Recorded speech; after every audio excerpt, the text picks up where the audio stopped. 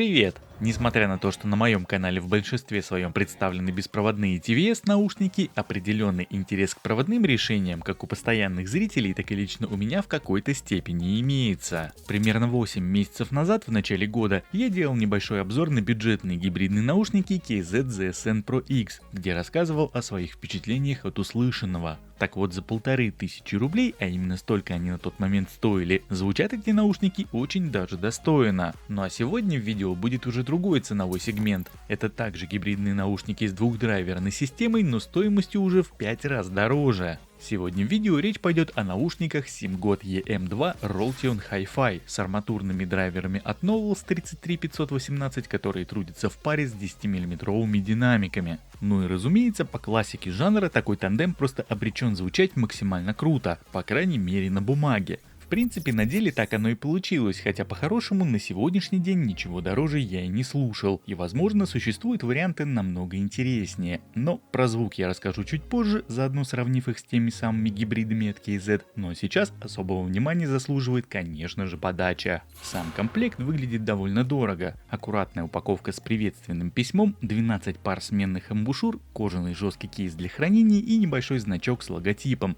Все это упаковано красиво в черный плотный картон и смотрится максимально премиально. Сами наушники имеют овальные формы и выполнены из прозрачного тонированного пластика, в моем случае черного цвета. Звуководы и внешняя круглая декоративная вставка, похожая на кнопку, отделаны металлом. Сквозь прозрачную текстуру можно разглядеть внутренние элементы и визуально оценить аккуратность сборки. Сетки на звуководах также металлические. В модели используются двухпиновые коннекторы, а сам провод имеет 4 посеребренные жилы и покрыт полупрозрачной оболочкой. Он довольно мягкий и удобен в использовании. Тоже могу сказать и про дугообразное крепление заушины. После длительной носки уши не устают. Для удобства скручивания на проводе предусмотрено алюминиевое кольцо. Штекер для подключения к источнику имеет прямую форму и стандартный размер 3,5 мм. Он также отделан металлом. Комплектный чехол для хранения пошит качественно, нитки нигде не торчат. Снаружи он отделан натуральной кожей, а внутри поместили приятную мягкую ткань.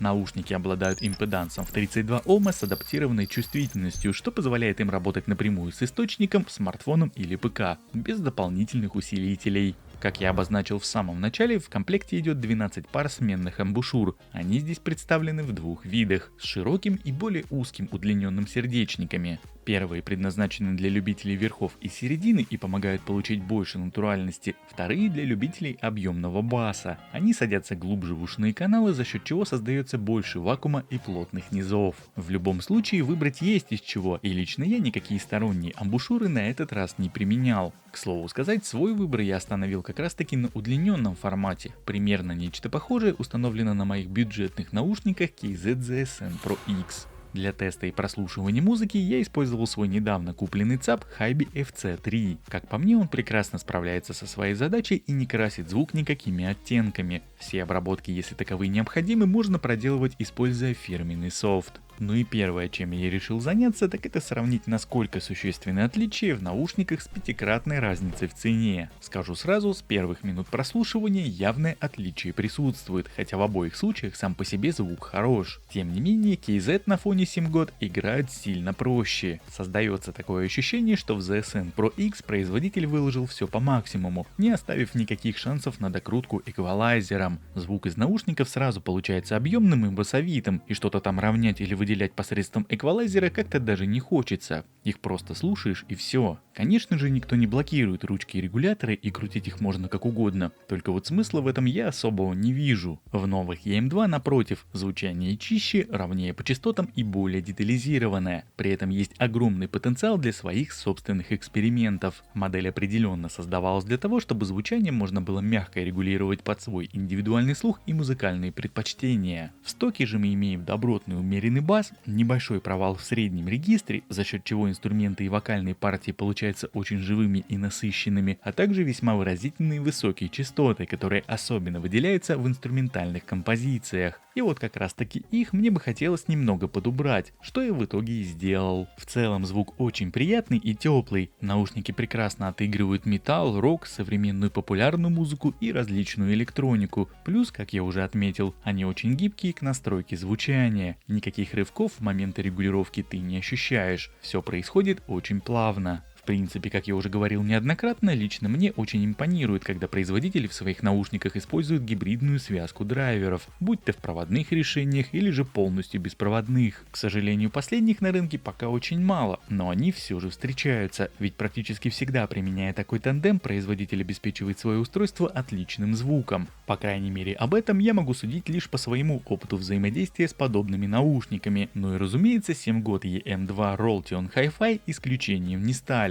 Мне их звучание очень понравилось, оно драйвовое, живое и очень приятное. И все же по-хорошему такие наушники уже необходимо слушать на каком-то отдельном Hi-Fi источнике, либо как в моем случае по минималочке воспользоваться ЦАПом. Очень сомневаюсь, что кто-то будет покупать себе такие дорогие проводные наушники для подключения напрямую к смартфону. Но в любом случае любителям хорошего гибридного звучания данную модель я однозначно могу рекомендовать к покупке. Эмоции у меня остались только положительные. Ну и вроде бы все, что я хотел рассказать про данные наушники, я сегодня рассказал. Спасибо за просмотр и до новых встреч. Пока-пока.